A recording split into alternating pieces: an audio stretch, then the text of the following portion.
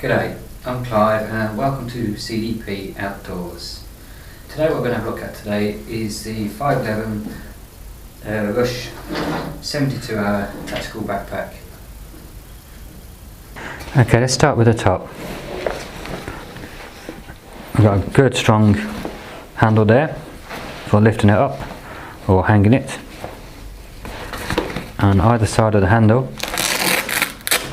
we've got the Velcro or hook and loop, which allows for either your aerial from the radio to come through or your hydration. And the same on this side, there's another one with hook and loop with a hole for your hydration to come in and out or for your aerial. Material, it's a 1050 Cordura material,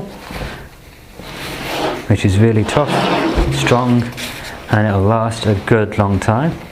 And if you're a person who will look after it, it'll last as long as you. This bit here, we've got a small zip, and in this zip is a small pocket, and it's got the fleecy pocket on there for whether you want to put your glasses in there, your phone in there. So that's all good. And whilst we're here, you see the design, and this is what they class as the yoke shoulder straps. They've changed the design to this because it makes it stronger, but I'll come back to that in a while. Let's start going down the shoulder straps. We've got all your MOLLE system coming down the shoulder straps, so you can attach your small pouches onto there. The same on this side. We have your chest strap on there, which is easily adjusted just by unhooking it and moving up to the next one and hooking it back on.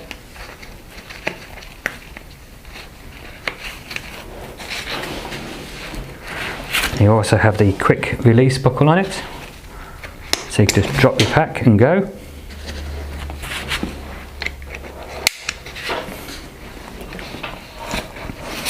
And then coming down to, again, your waist belt has got the MOLLE system on, so you can attach your small pouches. On this side I normally carry my canteen, and on this side I normally carry another pouch with my cook kit in. A nice strong buckle, easy to use, some good strong quality straps there with some good stitching, doubled over, nice and strong. If you don't want to use the waist belt, what you can do is just simply roll it up and tuck it in here.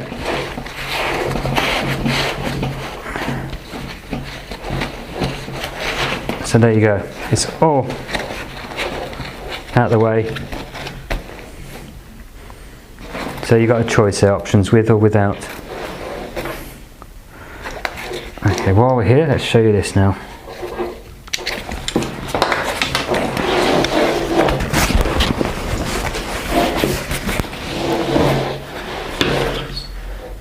Now we have a drain hole here, and these two smaller patches you can see are like a rubber material, and they've got all, it's like little bits on it, or little knobbly bits, whatever you want to call it. And what that does, it helps it to hold onto your back and stops it moving around so much. Some nice good padding.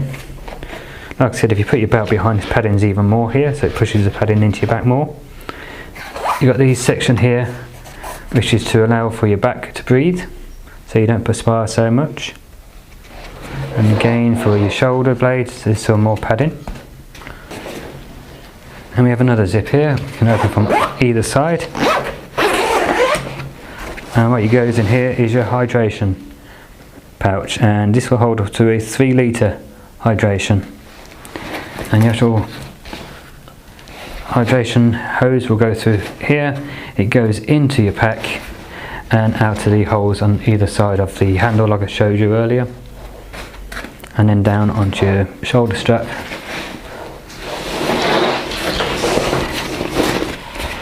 Okay, in this part, which is the opposite, the other side to your back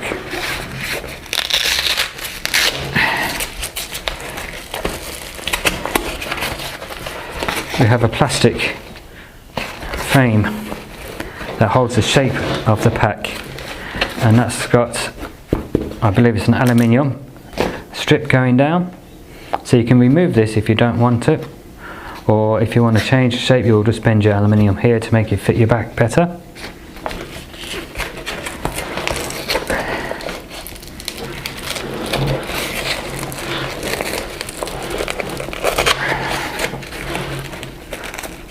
As you can see, it's a good fit.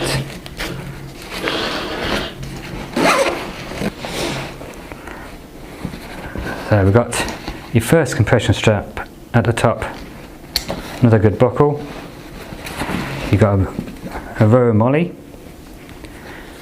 and then we've got the pocket, starting from here, and at the bottom there's another compression strap. So this pocket, as you can see, has got all the molly webbing going all the way down, and a good zip on it. And the good part about this is the actual pocket is on the outside of the pack, it's not part of the pack. So unless you overfill it, all the actual bulk of what you put in the pockets will come out, so you'll still have the area in the main part of your pack.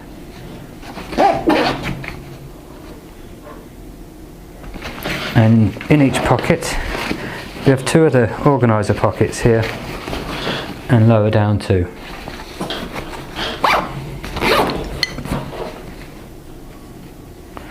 And we've got exactly the same on the other side. First compression strap, second compression strap, all your molly webbing. Again, when you fill it, it pushes the pocket out and not into the pack, and two organiser pockets inside. On the back of your pack you've got another organiser section, but in between there you've got another storage area. So in here you can put, I don't know, wet tarp, dry tarp, coat, jumpers, anything you want. But as we do the compression straps up, that pulls that in to make everything you're carrying there nice and secure.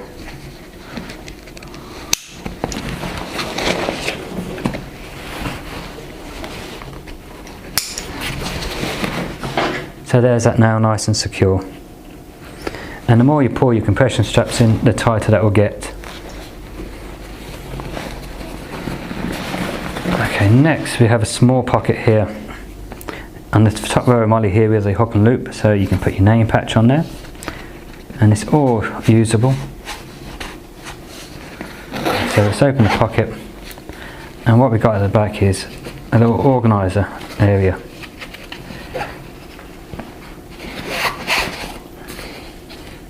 And in the front there's another mesh one. And the good thing about the mesh, you can see what you got in there. Once you've got something in the back there, and then the organiser bit here as well, the mesh, it doesn't leave much room here, only about, what, probably half an inch, just enough to fit your phone in.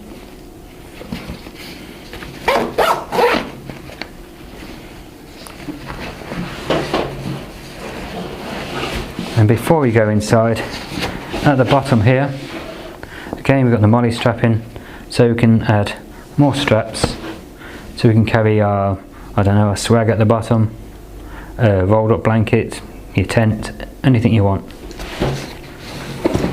So now let's get into this front organiser pouch, or this front organiser pocket.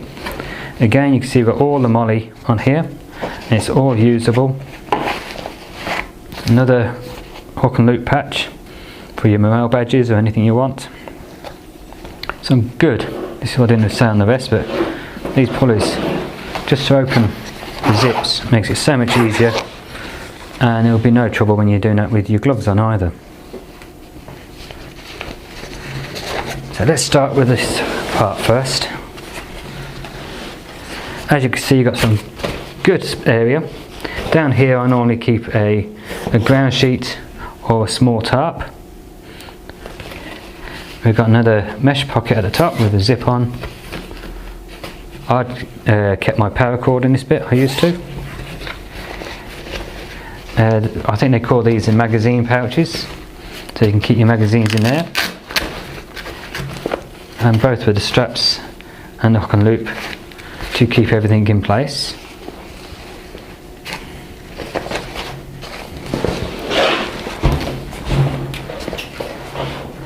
Top here we've got another mesh pocket.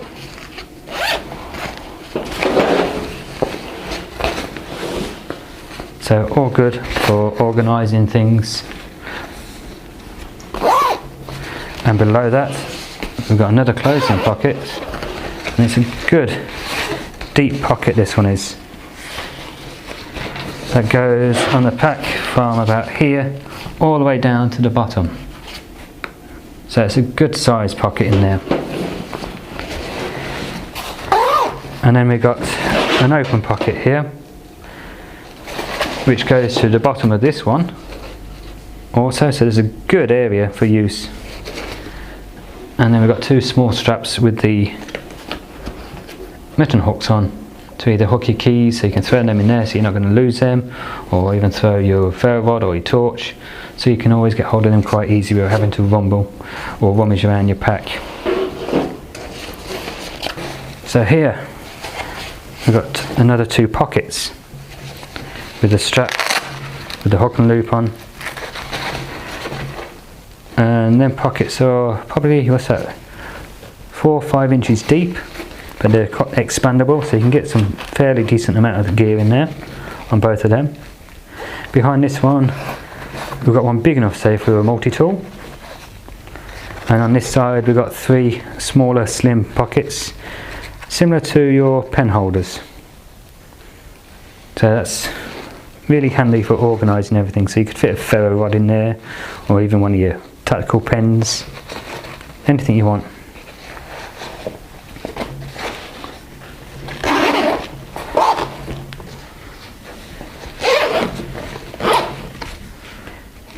Okay, now let's have a look on the inside of the pack. Let's undo these compression straps again.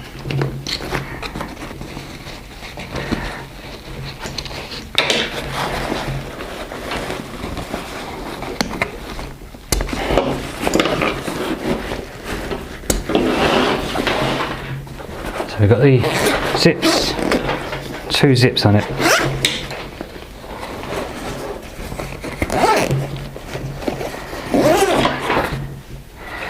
And this opens up as an oyster shell. So let's show you the top part here first. The top pocket I showed you for your glasses, your phone. This is what I was on about, where it actually comes into your pack. So whatever you put in there will take up that small amount of space at the top. And this point here is where your hydration hose comes through, then up through there and out there, and then down to your shoulder strap. Let's throw that out of the way. The first thing you'll see is we've got a mesh pocket here, a fairly large one, taking up roughly, I don't know, what's that, 2/5 of the space of the pack, or the size of the pack. And you can see through, and that's a fairly decent size. It's about the size of a small camp pillow. And below that we have another pouch, or another pocket, which carries on the width all the way down to the bottom, with your bungee and your cord lock on it. So you just give it a tug, and that'll hold everything in there in place.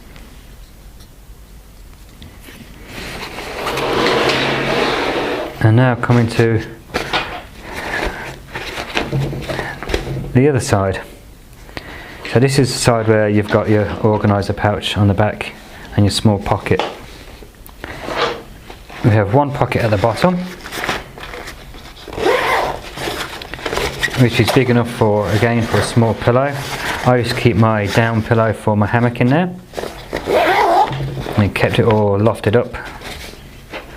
Above that we have another mesh pocket with a single zip at the top, good sized pocket for organising all your gear. And the third pocket is on this side. We have a zip at the bottom so we can gain access when we've got the pack open, and we also have a zip at the top, so if we just want to open the pack and grab something out, like for example hydration, or not your hydration, your water filter kit could go in there, so you just open the top and you can grab it from there. So as you can see, that pouch goes all the way through.